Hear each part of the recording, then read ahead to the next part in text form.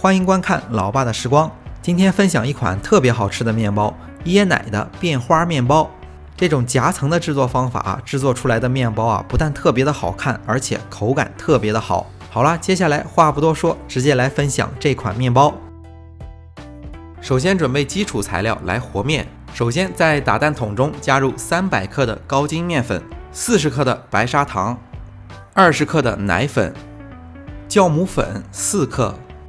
为了让面包吃上去更松软，打入1个鸡蛋，160克左右的牛奶。那这样我们就把材料先放在厨师机上打一次面。第一次打面没有太多要求，只需要打成团就可以了。拿过来再加入2种材料，20克的黄油，1小勺大概有2克的盐。那接着上厨师机用中高速打出手模。那最近也是总结了很多朋友在这个月份提出了一些做面包的问题，那一会儿分享解答一下。面团打好之后，盖上一张潮湿的笼布，放在一旁让它松弛30分钟。那接下来趁着松弛的时间，肯定要准备椰蓉馅料了。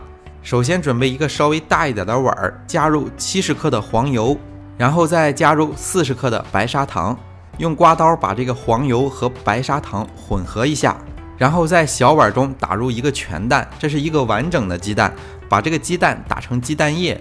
那调制馅料以现在的这个食材量用不了这1个鸡蛋，这里把它打成鸡蛋液之后加入2/3。那接着用刮刀把现有的材料给它混合均匀，混合好之后大概加入140克的椰蓉，那最后加入50克的奶粉。那这样我们把材料混合成一个团，如果混合出来的材料有一点点的稀，或者是不成团，可以准备一点的湿性或者是干性材料混合一下，比如说鸡蛋液和椰蓉。准备好馅料放在一旁，那我们的面团应该松弛的也就差不多了。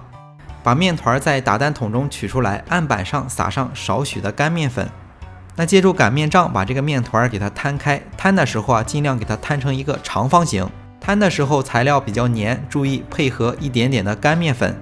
那摊的大小大概也就40公分乘20公分。摊的时候面团轻微回缩属于正常，如果严重回缩那就是没有松弛好。摊完之后取来椰蓉馅，把椰蓉馅平铺在上面。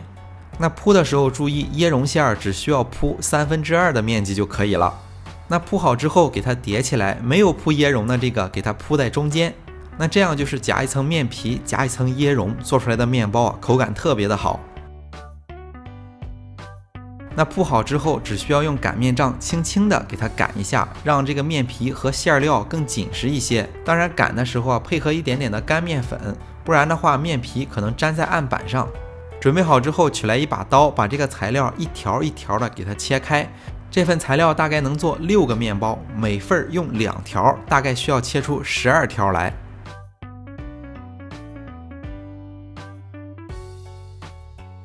切好之后，切面冲上，就像编辫子一样，把它给编起来。让老爸先坐着，我来讲解一下最近的问题。山东这边的气温不冷不热，还不错，但是有些地方的气温已经比较热了。那我们在和面的时候，选择湿性材料的时候，可以选择用凉的。第二个问题就是很多朋友提出了和面比较粘手，那比较大的原因在于湿性材料有一点点的多。那这一点可能和面粉的湿度、我们用到的鸡蛋的大小、材料的含水量都有关系。比如说加入的黄油，有含水的黄油，有不含水的黄油。如果出现这个问题这一次适量的配合一点点的油或者是干面粉，那下次呢尽量少放一点点的湿性材料。那如果没有厨师机手揉大概不到20分钟就出手模。不出手模简简单单的也能做面包，只不过做出来的面包比较粗糙，口感差一些，但是味道还是不错的。每个月都会分享制作面包的方法，那材料其实都差不多，但是会根据每个月的温度给大家预估一个制作面包出手模的这个时间。那比如说以现在家里的气温20度以内，那大概就是17、18分钟左右。如果是10度以下，那大概需要20多分钟。如果是20度以上，那大概需要14、15分钟。